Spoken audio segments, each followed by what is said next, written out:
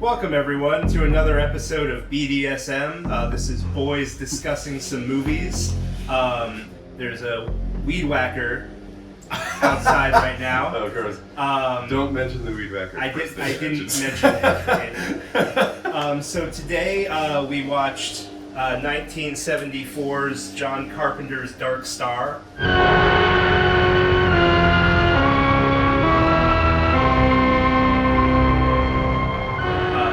John Carpenter is, of course, the famous director of such hit classics as Ghosts of Mars, The Ward, and Escape from L.A. And today, this is his very first feature film, and we watched it today. It was my pick, and none of us have seen it before.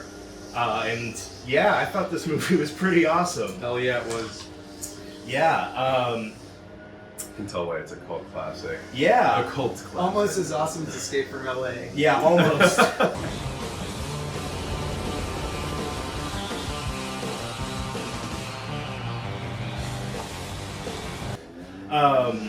Do you want to give a brief synopsis? That's a tall order right now. Let's see, alright. So this movie is about a crew on a spaceship doing a mission that I guess anyone jump in if you have the information. I think they're blowing up planets in order to make certain parts of the universe more easy to colonize. Yeah. There you go. Yeah. For some reason. Hostile planets? Unstable is the word they use. Unstable. Whatever that means. Yeah, because yeah, they have to bomb them. they have to blow up planets They've with been out nuclear for bombs. like 20 years now. Yeah, they're on a long mission. They have a tiny bit of communication with Earth. And it's only like 4 dudes or 5 dudes. It's 4 dudes that we see, and then Commander Howell, who's dead at the beginning of the movie. But then we find out he's been frozen in carbon. he's frozen in a block of ice, but he can still communicate. That to part them was through fucking his cool, by the consciousness. way. I didn't see that coming. Four dudes, a beach ball, and a pizza place. So what happens in this movie? Like they chill out for a while. We see a long scene of them goofing around. We get to see like a daily Their routine. their routine. Yeah. It's like they're clearly bored and kind of sick of each other. They're all dealing with it in different ways, like different personalities. Yeah. There's Talby, who sits up in the dome of the spaceship by himself. There's a weird extended written intro before the Blu-ray of this movie that played automatically, and he said one of the actors was on LSD while they were filming, and we had a hard time determining who that was because it seemed like everyone was at least on something. It seemed like a sincere message from like the DVD cut of like, just so you guys know, we know this movie is supposed to be funny, and it was hard to film it and all these things, just so you know we're aware, alright? Oh, and it was written by Dan O'Bannon, who went on to write Alien after this. This movie's kind of similar. Yeah. Also, I'm pretty sure he played Pinback. Yes, he did. Yeah. Oh, whoa. Well, and then in the message memo disclaimer, he said how like this movie he saw it as a comedy, intended as a comedy, and he was so devastated that people didn't find it funny that it said like he's like, well, I guess if I can't make people laugh, I'll make them scream. Yeah. Hence Alien. Yeah. You know? Damn. So perhaps at least at the time, the failure of that movie gave birth to one of the all-time greatest movies ever, in my humble opinion. That's right. But Well, there were like some scenes where not only was it similar to Alien, but aside from like the similarities, it was like kind of creepy. Like, Yeah, for sure. if you were to change the music up a little bit, I can imagine it being in that horror vein, you know? And great scenes considering they said they had a budget of $55,000, which I mean, Which even they in don't know They how said got they the don't know money. where that came from. Yeah, and all the costumes and stuff were I guess from Carpenter's mom. Yeah. Use the kitchen.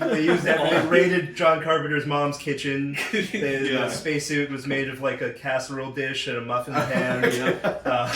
So they have an alien in a room on the ship that they keep as like a pet, I guess. They kind of explain that they found it somewhere and just decided to keep it. But the alien is just a beach ball with some like spots spray painted onto it and Like some an actual rubber beach feet. ball. It's Yeah, a you beach can ball. see the We'll show seams. footage in here.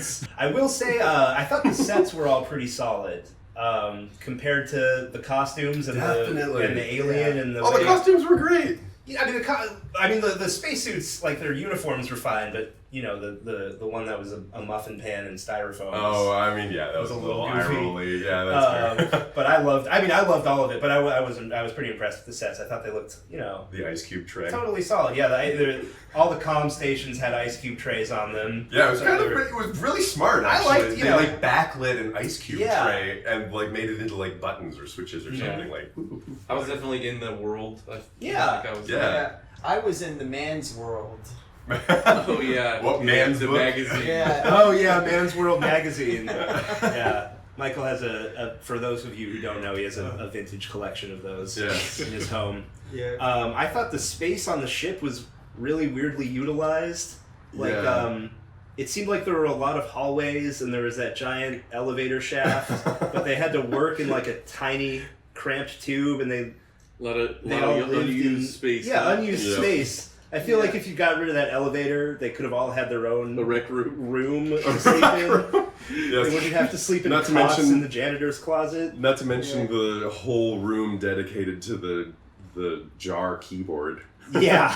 Oh, like his secret water ingredient. bottle Yes. keyboard. Yeah. Yeah. But the- Which was really cool, incidentally. I thought Yeah. that was fun. Different Yeah. levels of liquid, so they had different sounds. Right. Yeah, Make they different actually notes. had a whole tune, like a whole song that was dedicated to this like musical instrument that It's like 5 second Doolittle bit. that Doolittle It's made. a 5-second Yeah. scene. It was guys. pretty cool. Like it was Uh, actually a really What's like the name of the? nice song. I always forget the sound effect artist. The Foley. What are they called? Foley. Yeah. Foley, yeah.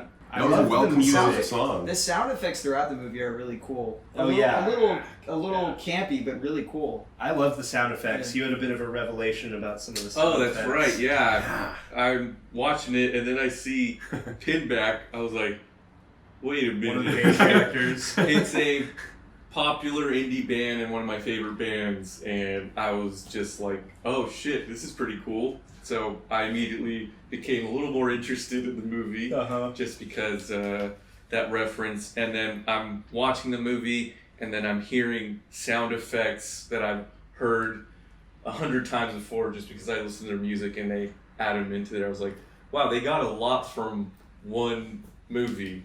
But Their anyways, whole that band's was named after this movie, I guess, right? yeah, That's at crazy. least that character. Right. And then Talby is one of the name of their songs. Yeah, and they like Pretty- sampled the sounds, and there was even the moment where they sampled Pinback saying like, "I'm a person, I don't belong in Yeah, space," or yeah. something like that. Yeah. It's on the credits that the score was composed by John Carpenter, which I mean should not have come as a surprise to anyone because he's composed his other movies, and it's all just another reminder of how talented he is. Yeah. Especially Oh my like God. his first one. I Like know. this is him like trying out or like, showing himself. Mhm. Pretty fucking cool. Yeah. Yeah. What a For badass. my money, the intro to Escape from New York, like that score, it's like one of the Yeah. coolest movie like scores and intros, and it's just John Carpenter is just so cool. So good at what he yes. does. But- Yeah. The score for Halloween 2018, that's like, I think his best score. That's like fantastic. I like that one. Here's that one song. So, like, what happens in this movie? Yeah, good question. Val, how would you explain Yeah, Val, this you say movie? some things. There's a lot being said. They're that's kind for of sure. just on a long mission that's perhaps gone on way too long. Everything's breaking down, and throughout the movie, different problems keep arising, and ultimately it culminates in a explosive finale. Spoiler See what alert. see what I did there? Not much. There's not much of a plot other than they're going around the universe on this mission. Yeah, it's like a bunch of stoned dudes just doing their job. They're so stoned. But their job is semi-important because it's like it's very important. They're occasionally reporting back to Earth, which takes 10 years or I thought they said 4 years. I don't know. It takes a good amount of time for They like said it was getting progressive. Well, yeah, because they're getting further messages away. taking longer. Yeah, they're like 12 parsecs away, I think. But like the world which is news many... knows about the whole world knows about their mission. Yeah. And even for the fallen. Oh dude yeah, that died, they had yeah. a week of mourning for Commander Howell. around the whole world. I'm sure it was Howell. And real sorry to hear about the death of Commander Powell.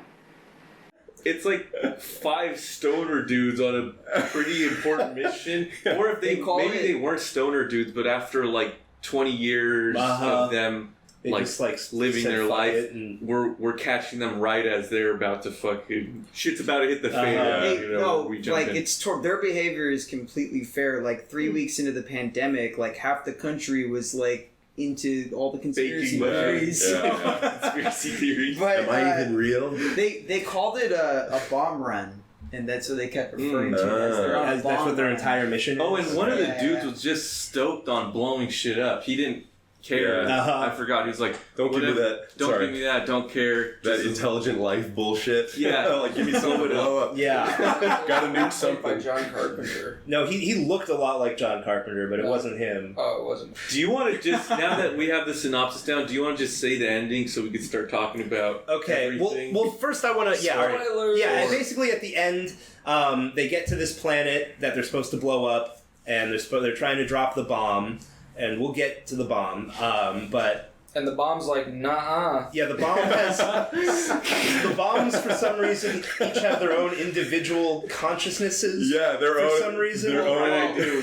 Yeah. Their own AI Right, brain. yeah. Like, for some They're reason. not linked to a you network. have to- They're their own being. Catch buddy. Or essentially. is there like a bomb evolution? Like we don't really know anything about bombs 1 through 18. Uh-huh. So, Well, anyway, we'll get to that. Yeah. But so the bomb doesn't want to go...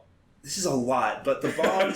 Yes, it is a lot. They can't detach the bomb from the ship, so it's going to blow up basically on the ship, and or right outside it, which is going to kill everyone. Don't forget the 2 false starts. Right. Earlier in the movie, too. And the And we were- lasers. Wow, we were. Oh, sorry. I'm making this harder. Sorry. Go ahead. Well, I'm just... There's so much happens in this movie where nothing happens, but... Well, we can start from the beginning. Yeah, let's... All right. Yeah, you go ahead with what you were going to say, because I'm struggling. I'm struggling to explain this.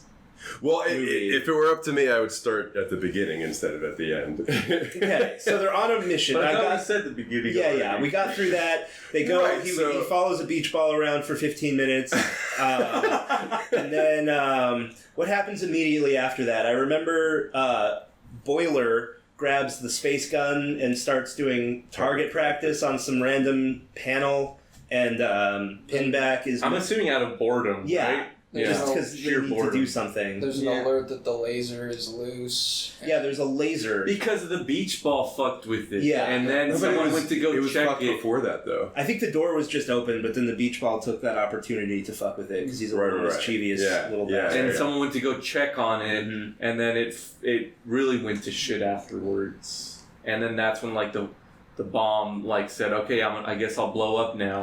Right. And then everyone starts panicking. And they went through some kind of energy field. I was wrote laughing that too down much because I thought it figure out what looked was like a going on. Hanna-Barbera cartoon when they were flying through the lightning storm, the electric field or whatever. It looked like It like stuns So- them in real time. Yeah. Just like Yeah, so they turn into a freeze when frame. they're, that was when the they're- shields. when they're going through that field and the ship like a activates Tron. whatever defense system it has. The ship does sustain some serious damage going Yeah. through. Yeah. But they don't, even though they appear to be. Well, they were shielded. Yeah, that They were red shielded. They were- thing around them was a shield. Yeah. Got it. Because I thought it was just like massive radiation pumping through them. But You might be right, but no, I think it was like there was a shield around the ship, and then somehow a shield around each individual guy. Which makes sense. It makes sense that you'd want that. I don't know how it's possible. So they when they were going. So okay, they're okay. I want to say a few things. It's unclear how long they're actually away, because part of the deal, part of what's going on, they're going faster than light, and that's I think where it gets the name Dark Star, because the Dark Star is going faster than light, which means that it literally doesn't. Like the light coming from it, like if you're looking at it, it would just appear as blackness. Mm-hmm. So there's something there, but it's dark. So you wouldn't be seeing the old light from before? You could, but it would take a while. It would take a while to get there. I don't know exactly. Actually, I don't know exactly how that would work. Yeah, I'm not even smart enough to ask this question. So like it's going faster than light. It's emitting light back. So yeah, I don't know how that works. Like if something that's going faster than light emits light back. I think it's all theoretical, to be honest. But the point is, I think that's where it gets its name. Come again? I think that's where it gets its name. The light that you're seeing is light being refracted off of the surface of the ship. So when it's moving so fast, think of it like if you were spraying water on something. It's just going past it now. It's going past it now. It's moving so quickly. It's moving so quickly. It's kind of creepy that it doesn't allow water to refract. But that's basically why you're saying, or the ship's been 20 years on Earth, but exactly. They've only been up there for 3. Or the ship. But that's not what they said. No, 3 years has passed on the ship. Relative to them, if they've been on the ship for 20 years, then they've aged 20 years. Well, yes, in the technical sense, they're 20 years older, but they've only...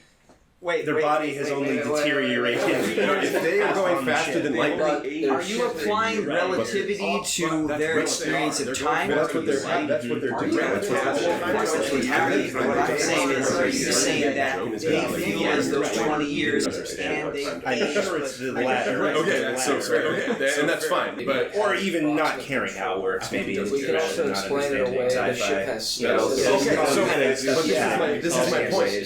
This is my point. But he's not. This is why I wanted to travel without. That's basically why you're saying it's been 20 years on Earth, but 3 years. Exactly. They've only been up there for 3. Or the ship. But that's not what they said. 3 years has passed on the ship. Dan O'Bannon's a stronger screenwriter than Tommy Wiseau, though, in the future. Anyway. But listen, if you're going to discuss time dilation, not listening to you. I am. Oh yeah, okay, never mind. The reason I wanted to dovetail it is because when they hit interstellar travel, like when they went FTL, faster than light, they did the head back thing. Did you notice that? And we all laughed. It's just like what? But John Carpenter, I think, was thinking like, okay, so what would need to happen? Like they were shielded. They were shielded from that movement, from the like travel in some way. Like there literally has to be some kind of shield because that kind of acceleration would just tear you atom from atom, literally. Just physically. Star Trek, they have to generate. So they were shielded around the entire ship in order to travel faster than light. Yes, so exactly. Inside the ship. So it's pretty good sci-fi. This is actually pretty good sci-fi. So the shield was used a second time when they went. Not bad. It's pretty. No, this is great. I loved the movie. I loved it. I mean, you know. So Powell or Howell, who we haven't settled on. In philosophy, they call him a brain in the vat. So he's literally like, his body is completely shut down. He's like this like he died, we were told. He died. His consciousness survived somehow. But his consciousness survived in this cryogenic chamber, and they gave it to him with a microphone. Which is fucking nuts, just because there's like a lot of I don't know if you guys watch Black Mirror, but there's like Black Mirror episodes on that in terms of like where somebody dies, but like via technology and whatnot, they're able to like analyze the person's brain and put everything they know and as much as their thoughts and consciousness into like a microchip, so it would become like a Siri or someone. Yeah, you could just a USB drive almost. That's funny that they fucking did it here. Yeah, please, hell no. I guess just let me die.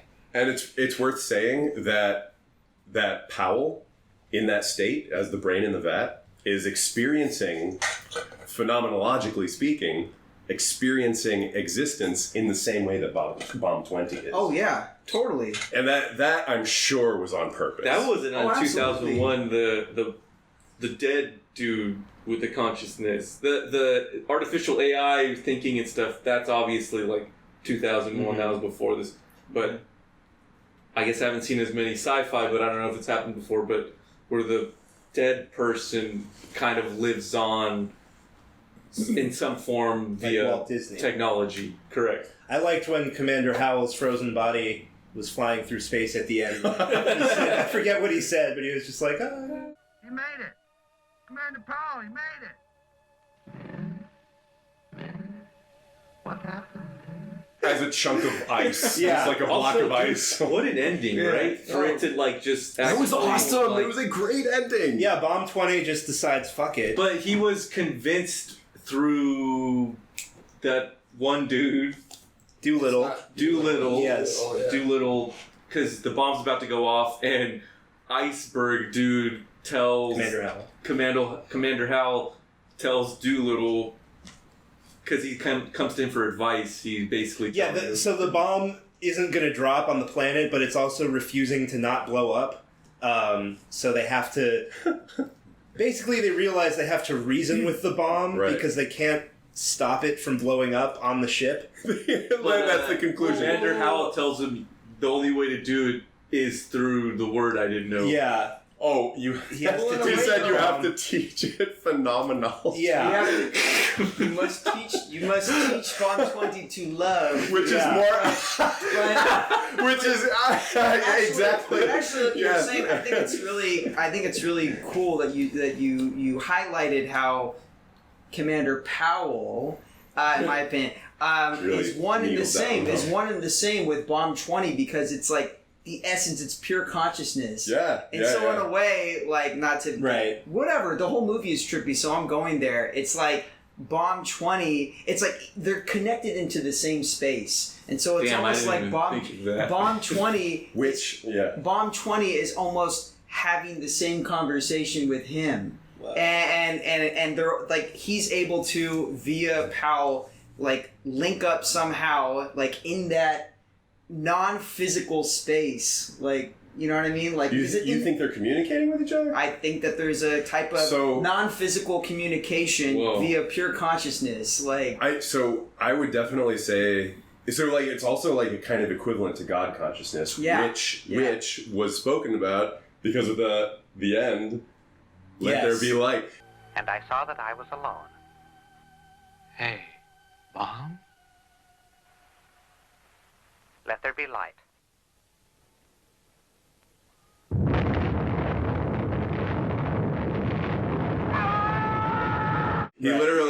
He literally says like there's no way for me to verify anything. I don't know what reality is.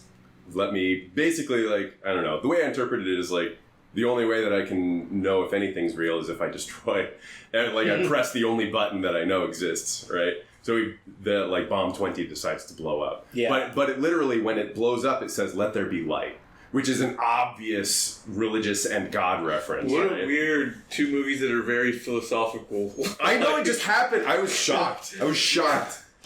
But I would definitely sharing that consciousness though. They have a similar perspective, right? Yeah.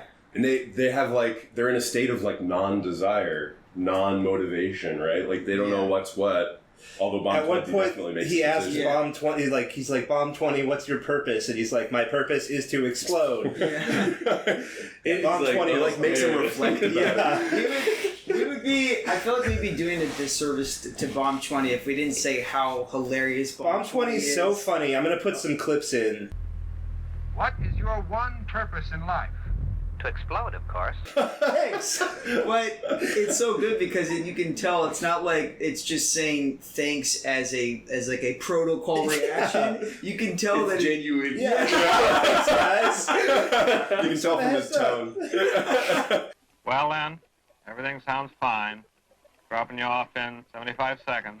Good luck. Thanks. Then when Bomb 20 goes, this is an intriguing conversation. Too bad I have to detonate in 10 seconds. Hey, he's like, we had 20 years on this ship to have this conversation.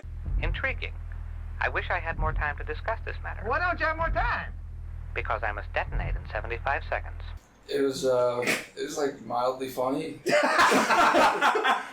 Yeah, I don't think Val loved this movie the way the rest of us did. This is the moment. It's kind of boring. What are you talking about, Val? Mom 20's hilarious. I mean, I think it's just a time thing. Like, I'm sure I would have thought this was way funnier if this was the first time I've, like, heard or seen any sort of joke or bit that anything in this movie is done. Mm-hmm. But I've already seen kind of, like, a version or form of it in other mediums here and there, because I've been around for an unfortunately long amount of time. Oh, man. I try to take the movies in context. Yeah, I've watched a ton of Futurama. I still thought this was hilarious. Yeah. And I mean, like, seeing it from their perspective, like, 74 you said, right? That's what the box said. Yeah, but the yeah. intro at the beginning said 75. That was like a screening. Yeah, well, that's when it premiered. In February. So, I mean, they made it in 74, obviously, February. Fair, yeah. It says release date. So, what was his next movie after this? So, after this was Assault on Precinct 13. Was it the next year? That was 2 years later, I think. I wanted vanilla twist.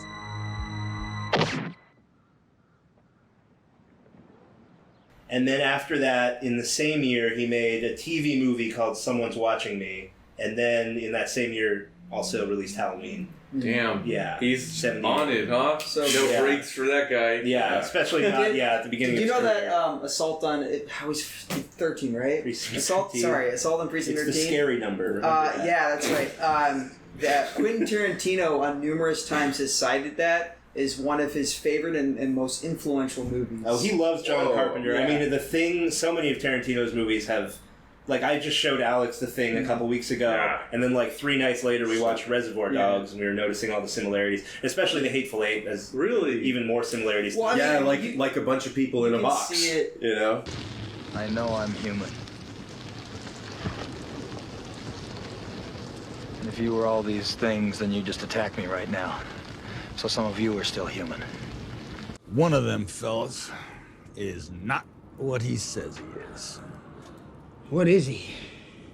In cahoots with this one, that's what he is.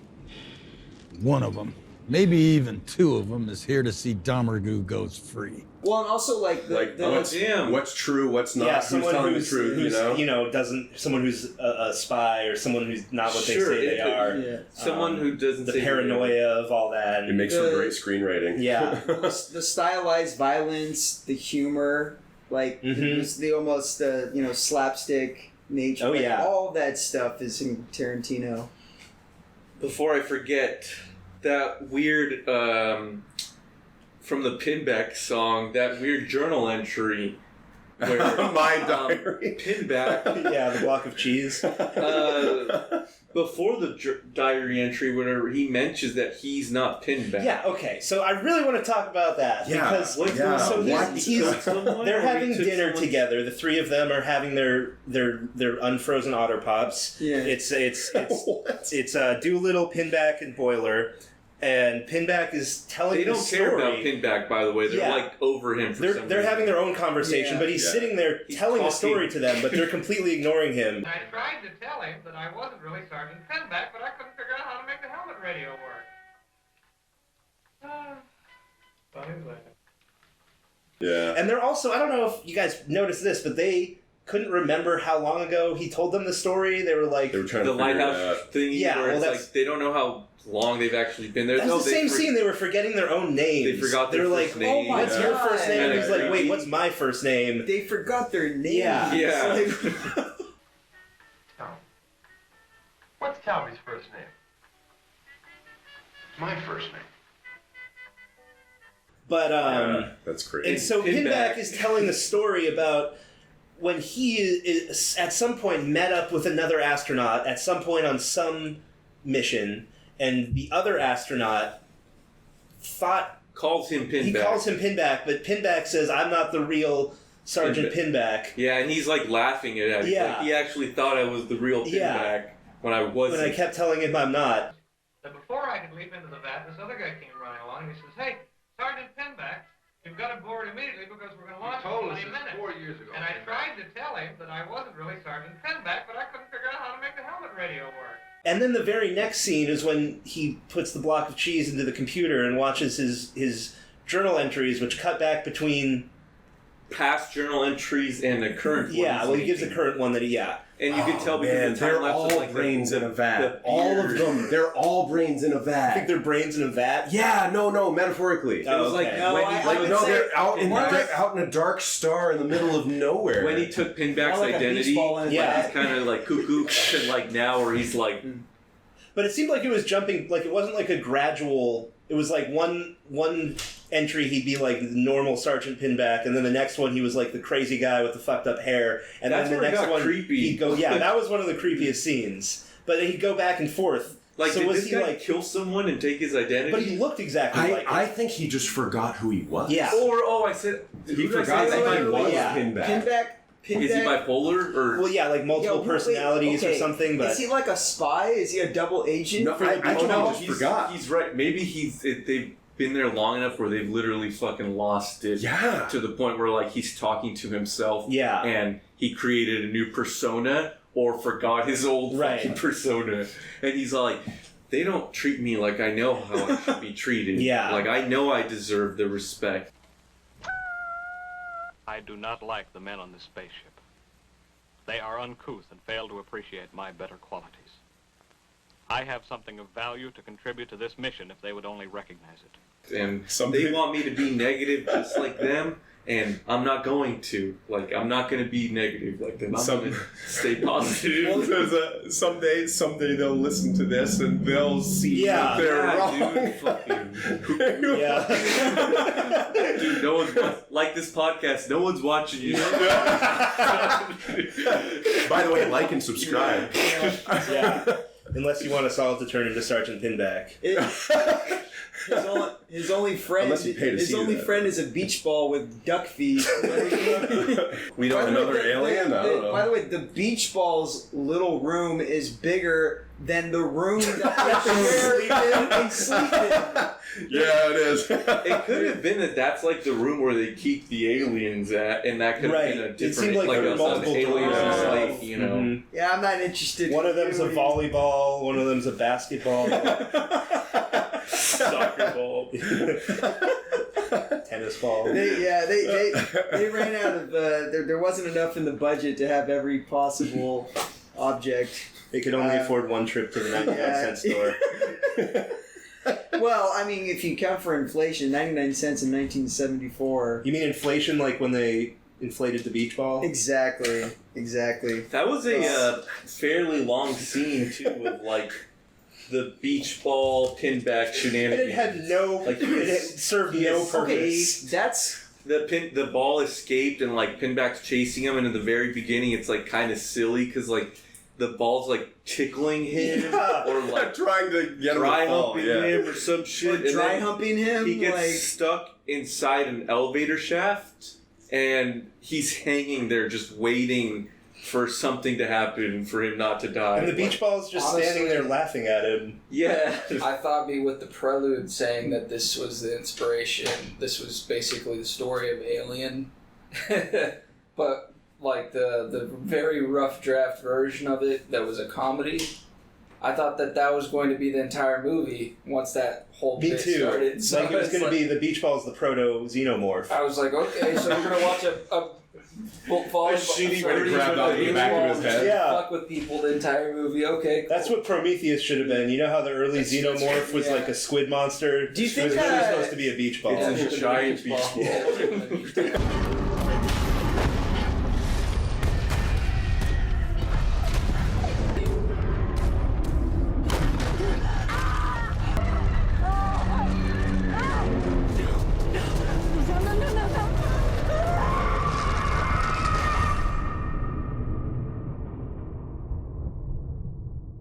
Do you think H.R. Giger saw Dark Star and he was like, well, I think I can make some improvements on the beach ball, you know? Yeah, fun fact, this beach ball was actually designed by H.R. Geiger. Pretty good movie. If anyone doesn't know about H.R.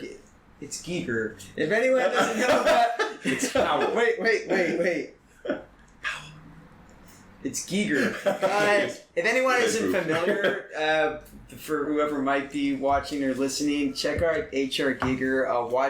Just go on YouTube, look at some things about him. Yeah. Crazy genius. I don't know much about him. I just know that he designed the alien. Yeah, that's what everyone knows. He designed the Xenomorph and the Queen. Weird sexual shit, right? I forget what he calls it. He calls it like... He just creates the monsters, right? He doesn't actually like... He designs No. Designs. Yeah. Well, the monsters and the sets, like the whole aesthetic, the set like of Alien, the derelict eggs, spacecraft. the whole, all of that's Giger. He designed the Queen in the second one too, I'm pretty sure. Yeah.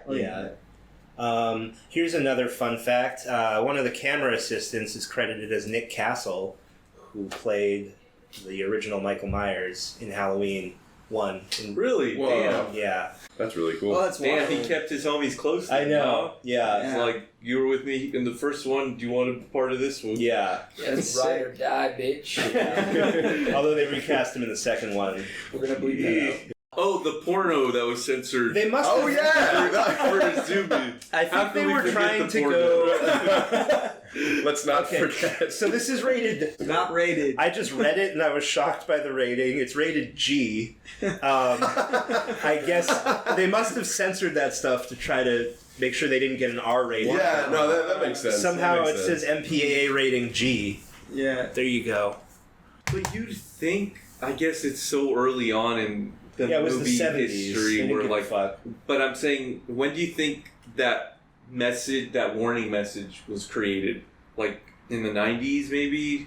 Yeah, right after the naked launch. In the beginning where he said this was all a joke. I think that might have been for the Blu-ray because he was talking about this being like the highest quality scan. So I'm they could wondering, get. like, while they were doing that, if they were able to unblur the pornography, and they just chose to keep it, I mean, or it's if good it to was preserve already it like created in the way in its original form. I would like to see that pornography. The unrated cut of Dark Star. Well, you can see it in the After wide Dark shot. Star. Can we get some like thumb light on Edgar on that? This says it was released. I think they said in 2012. This Blu-ray was released. Yeah, nice. Oh, and there's some phone numbers on the back. John Carpenter's personal. Yeah, Oh my 2012. I called the For comments and concerns. I called the question and answer hotline at the end of Empire Strikes Back credits, and it's a sex hotline now, like a sex talk hotline. Wait, what? There's no way that's still in the version on Disney Plus. Yeah, no, it was the Disney Plus one. Really? Yeah. So, clean segue. What were some of your Sweet. favorite, since you already guys know I love the 70s, what were some of your favorite 70s, either like devices or looks or fashions? Like, the hairstyles and the facial hair was, so...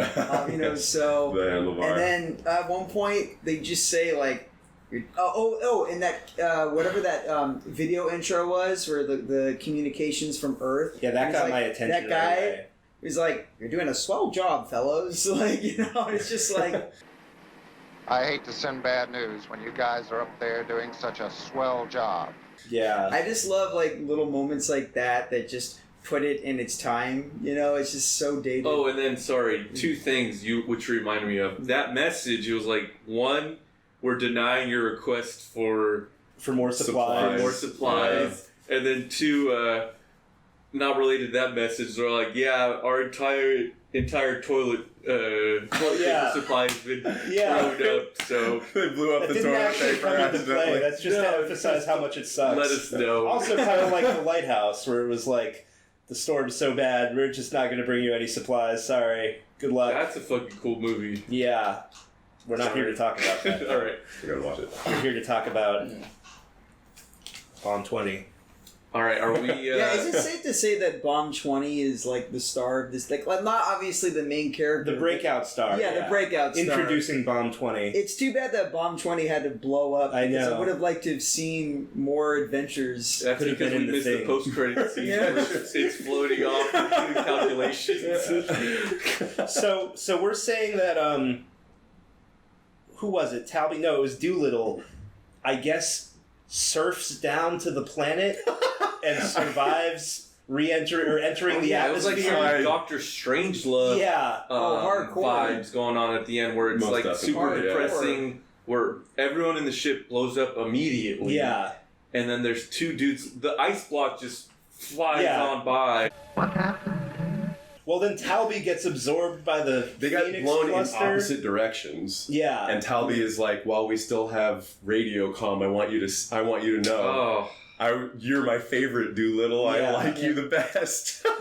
And then he like goes into the asteroids that he's been like viewing. Really sad. It was that guy ascended. That guy became a higher life form. I think at the end. Part of the asteroids. Yeah. That was like a clear nod to. I mean, throughout the movie, there's clear nods to 2001: Space Odyssey and Doctor Strangelove, and that's like both happening simultaneously because at the end of Doctor Strangelove, there's the song "We'll Meet Again." We'll meet again. He's saying maybe we'll meet again. And then, of course, in 2001: Space Odyssey, it ends with the ascension to godlike status, godlike form, and the Star Child, and he's entering that cluster, and now he's one with the cosmos, So Dude, they mentioned Doctor Strangelove on the cover. The last words he says to him is like, "I hope one day we'll like meet up in the future." He says something like, "I'll come around this way again," or something. And earlier in the film, he did say that asteroid cluster. He didn't say what the circuit was, but it like goes around it. It's like a once in a trillion years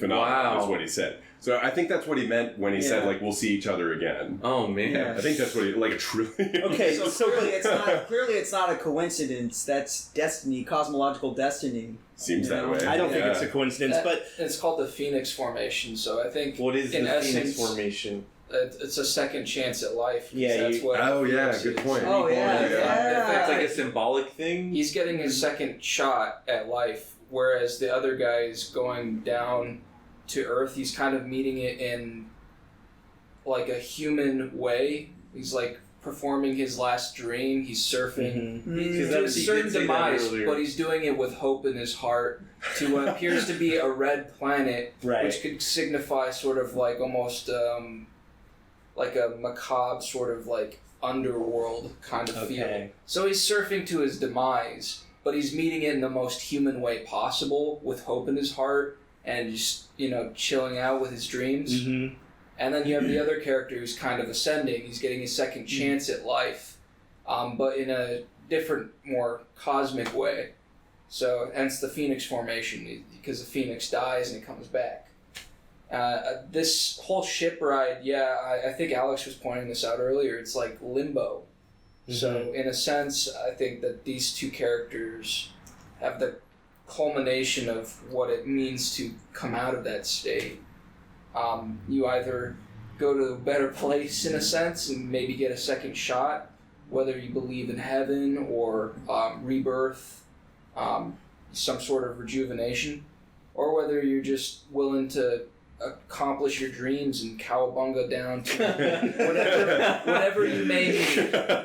I just want to piggyback real quick off what you were saying, Val. Like, for anyone who is a fan of Alien, and I don't know how you couldn't be, like, the germs of Alien are so clearly from this movie, just as it's shown, like, in that prelude or in that disclaimer, as I'm calling it. And so, for me, it's a very enjoyable movie, but it becomes that much more enjoyable when it's like, oh my gosh, this is laying the groundwork for Alien. Yeah. Which is so cool. So watching this movie is also, there's an additional satisfaction if you're a fan of Alien to see that.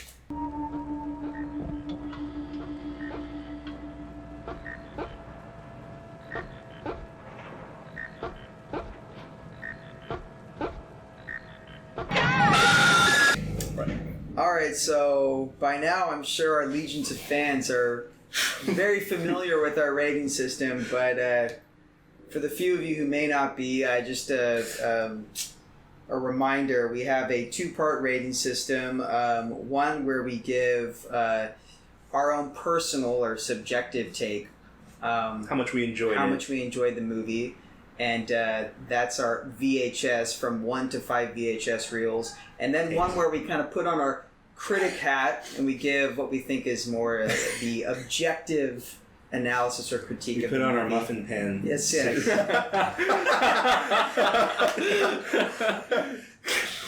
yes, that we the most whatever means are available to us. Whatever we can steal from John Carpenter's mom's kitchen. Whatever is nearest us that we can fashion a hat out of, we put that on, and then that is the the film reels. I don't know why I said VHS. I meant VHS cassettes. And then for the objective critique, that's the film reels. Okay, so let's see. For myself, on the VHS category, it is really, really fun. This movie has sort of like in my wheelhouse of, it goes really philosophical, but then also it's just funny.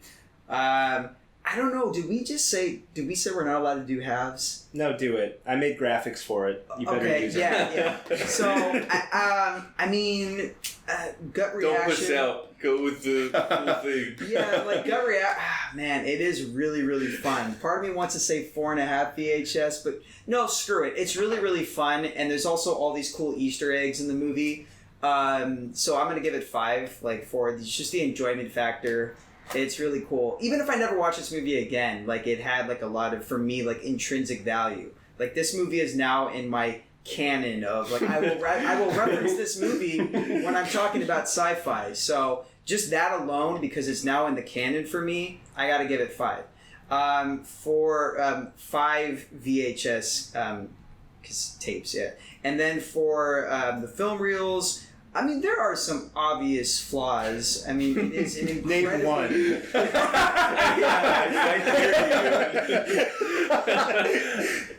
Well, I mean, for one, I could have gotten a lot more from Bomb 20. I could... Need more screen time. We need a lot more screen time. Need a Bomb 20 solo. I want a Bomb 20 standalone movie, but biopic. Yeah. Bomb 20. How little we knew ye. So, yeah. I mean, no. It's. Look, I mean, there are parts. It's almost like a confessional at the very beginning in that note where it's okay, some things are choppy, but there are definitely moments in the movie where it's kind of I don't even know if lagging is the word, where it's just so we're getting 20 minutes of him just goofing around playing hide and go seek with a beach ball. So that might have not exactly been high cinema, but no, overall though, because of the fact that this movie, like I said, I would canonize it, it does, it lays the groundwork for a lot of other sci-fi movies to come, in addition to paying actual tribute to some of the great sci-fi movies. So just on that basis alone, I think it is a movie that has academic merit. If you're a lover of movies, you should check it out. So I'm going to give it 4 for the... Damn. Nice. Wow. I haven't seen it. Yeah. Wow. Okay. Cheers. Yeah, there you go. All right. Yeah. Well, I guess I'm up. Yeah, I passed the baton to you. All right. Take the metaphorical baton. Okay, so yeah, most likely to give 5 VHS tapes. No question. I mean, as far as 5 VHS tapes? Yeah. Oh, hell yeah. Are you kidding me? Yeah, absolutely. For personal enjoyment. I was going to rate it lower. I was kind of surprised, objectively. But I see how you're, Michael, taking the value as, a cultural piece.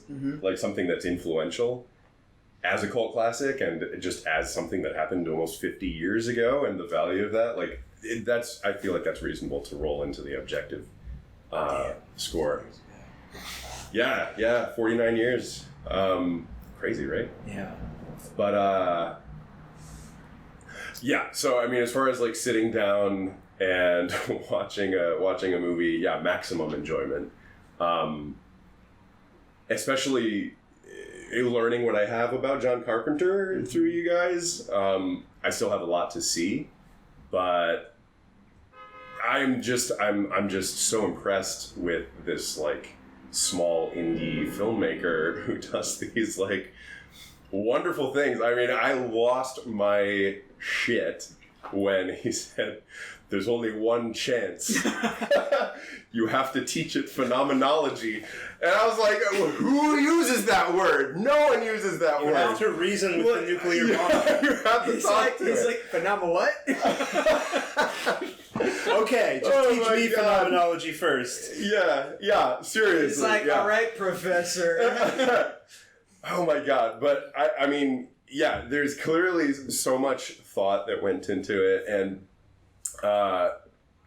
okay, so as far as budget is concerned, obviously there were some shortfalls. I mean, the fact that they made literally no effort to conceal that the alien was a beach ball. I mean, you know. I'm going to sit here and let you back up.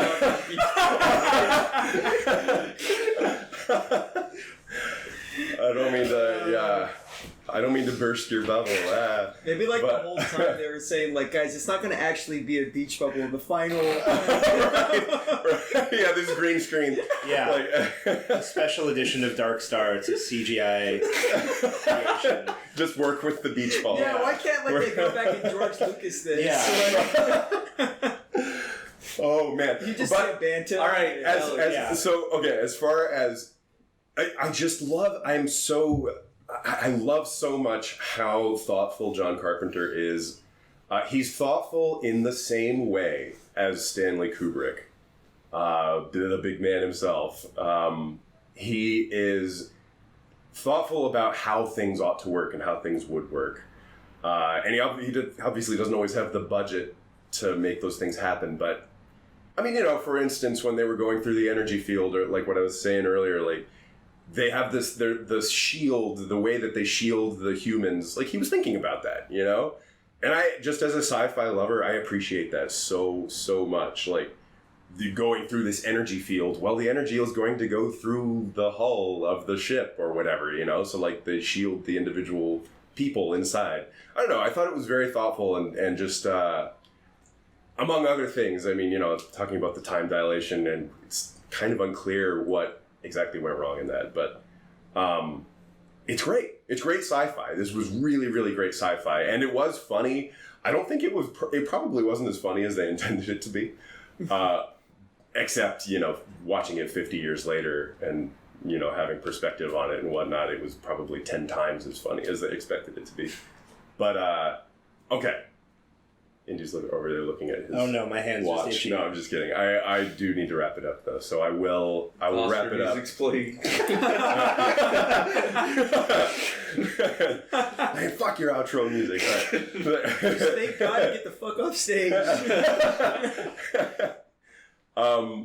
Yeah. So personal enjoyment, 5 out of 5. I would have to say objectively, when I think objective, I think about, you know, a general audience sitting down and watching this. Like, I mean, the beach ball is, you know, kind of the piece that represents all of the budget shortcomings and whatnot. But like, remarkable as it was, what he did with the money, you know, there were some things that took you out of it, and even as good as the script was, and as well thought out as it was, I think it could have been tighter. It is his first film, obviously, so, you know. First feature. I'm not first feature film, sorry. So, you know, I'm certainly not going to crucify him for that. But it could have been a lot tighter. There's no doubt about it. Like, we all talked about the beach ball scene that went on for like 15 minutes. It was like, okay. I think either like, whatever the point was, it's definitely been made. Anyway, so I was thinking 2.5 objective. But hearing Michael and like thinking about his take on it, I'm going to bump it up to 3 because it definitely has value, like cultural value. I mean, it's a cult classic for a reason. So 3 out of 5 film reels from yours truly, but 5 out of 5 VHS tapes. And with that, I pass it to you, Brother Indy. All right. I guess I pretty much echo you guys' sentiments exactly. I fucking loved this movie. I wasn't sure how I was going to feel. I knew very little about it. This was my pick, by the way. And I should also say, like... Solid pick, by the way. Yeah, I'm really happy with this. This is John Carpenter's first feature film, and I've been rewatching the last month, or rewatching, and in many cases watching for the first time every single one of John Carpenter's movies in preparation for this. 24 that he directed, you said? Yeah, like 20 maybe, but... Anyway, up until today, this was the only one I hadn't seen, and now I've seen all of them. I thought this movie was fucking awesome. Way better than a lot of his later movies. I enjoyed every minute of it, and I'm definitely going to give it 5 out of 5 VHS tapes. As far as the actual quality of the movie, it's completely functional. It's very interesting. I can't give it any higher than a 3 on the film reel scale because there's so much stuff. Like, like we keep saying, the beach ball scene, like, that was very fun and enjoyable. Like, it didn't drag the movie down, but it served zero purpose to the story. It went on for 15 minutes. Beach ball, the beach ball represents the things keeping you from what you need to accomplish. I don't know. I thought, again, the sets were amazing. I really thought the sets were completely convincing. All the spaceship sets, that's clearly where the money went. It didn't go into the beach ball alien. They spent $2.50 on that. And, there's no more money. Yeah. They built the sets and they had no more money. So yeah, a lot of it. Anyway, very, very competently made. There was a spacesuit made of muffin pants and like styrofoam packaging for AV equipment, so I can't give it any higher than a 3. Oh my! But yeah, I loved it. You legally can't. I will be sued. So yeah, that's all I have to say. Praise be to Bomb 20, Let There Be Light. On to Val, who's going to give it a much lower score, I'm sure. Wait, so on the Pollyanna of the group with the high rating. Okay, fine. So Val, let us have it. I'm going to start with film reels first. Okay. Everything's a stepping stone, so I'm not giving it any credit for being a cultural stepping stone or any of that shit. Hell yeah. I think it's a clunky movie. I think it's a clunky movie that doesn't know what it wants to be, with clunky characters lost in a limbo space. And to me, that's a very boring, very meandering kind of premise. And this movie just barely manages to keep me tethered by. And even then, like, there's still a lot of problems. I'm falling asleep. Not all the jokes are hitting, or they're questionably. Or are they jokes? Are they jokes? Are they philosophical quandaries? Who knows? Was it really supposed to be a comedy? Exactly. Was it really supposed to be a comedy? That's the deepest question the movie asks. I'm gonna give it 2 film reels out of 5. I think it's not a piece of garbage or anything. But it definitely hangs out with them. It definitely you could remake this movie with a higher budget and some more intense script writing, and you could probably do it way better. Yeah, it's called better. Alien. Yeah, Alien. And so for film reels, I did film reels. For VHS tapes, I'm gonna say a 3. I didn't hate it. I didn't like it. It was kind of middle ground for me. That's all. Not as bad as I was expecting. I want to revise mine to 3.5. You guys are. I pulled it back. Oh my gosh! You guys are just putting this. Too late. That's your value, man. That's your values. That's cool. Man. Like, I mean, your values are never you're gonna like. It's already on the screen. There it is, right there. You can see it. It's not changing. The 4 rating is my volley. I mean, my beach ball. That's where I went astray. Okay. All right. So for the objective, I think I have to side with Val in this, and I thought it was a awesome movie personally, but like, I don't know, if I were to show this to anyone that's like not really into movies, like a normal person, like a normal person, like, I would feel really shitty about it. I wouldn't feel good about it. But for like my friends who are into like this weird shit, I'd be like, dude, you have to come check this out. But like, objectively speaking, I'm gonna say 2 film reels, just because it's a competent movie. He did a solid job, but like, it is so obvious. The muffin trays and the ice cube and the beach ball.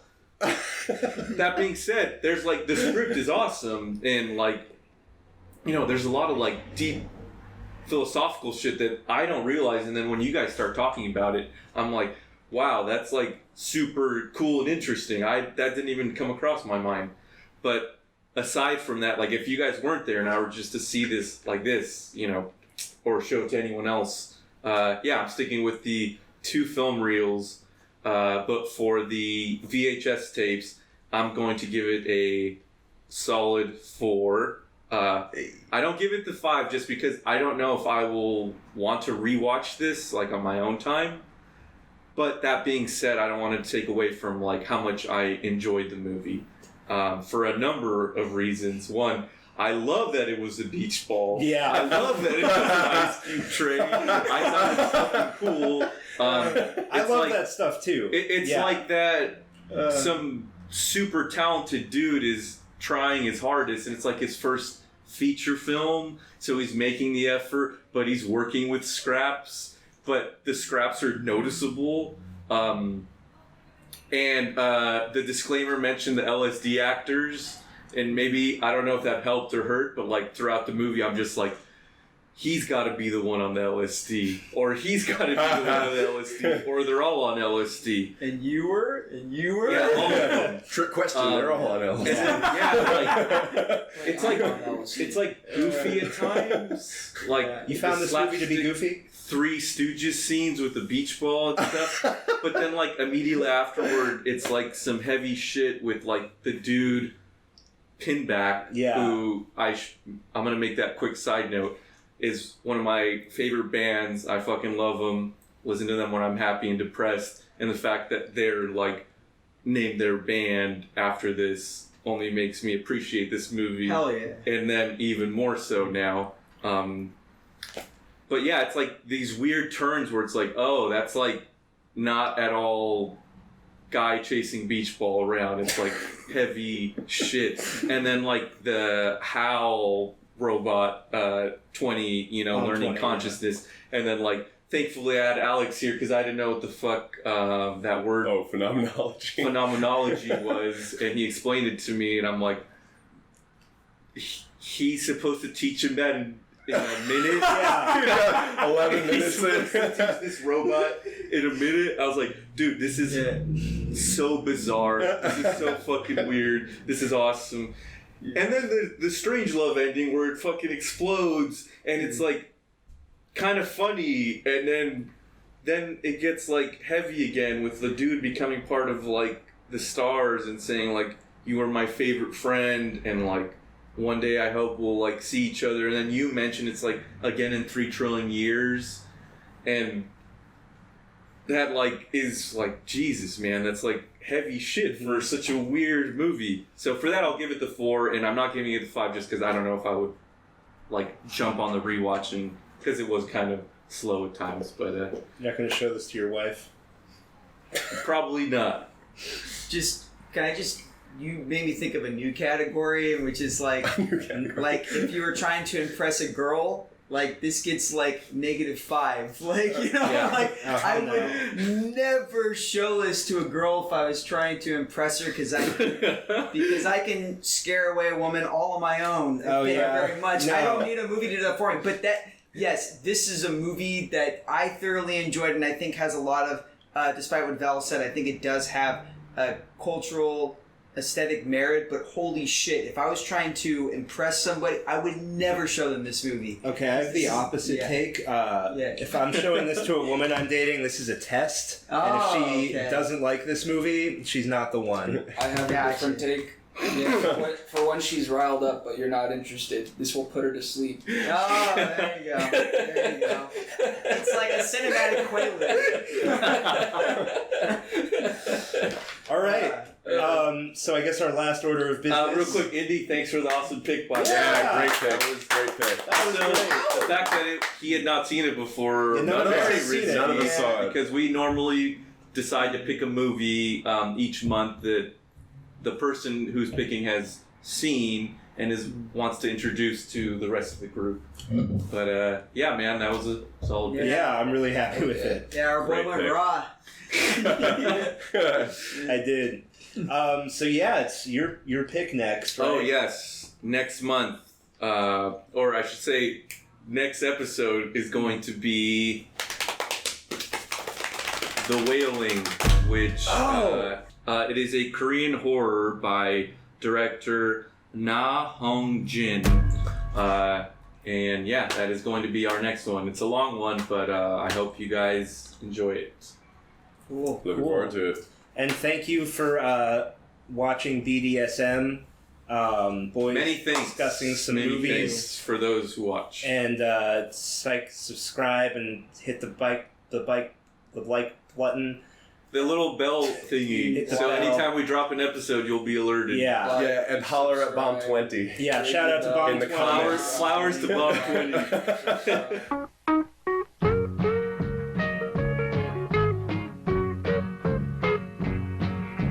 Benson, Arizona, the warm wind through your hair. My body flies the galaxies, my heart longs to be there. Benson, Arizona, the same stars in the sky, but they seem so much kinder when we watch them, you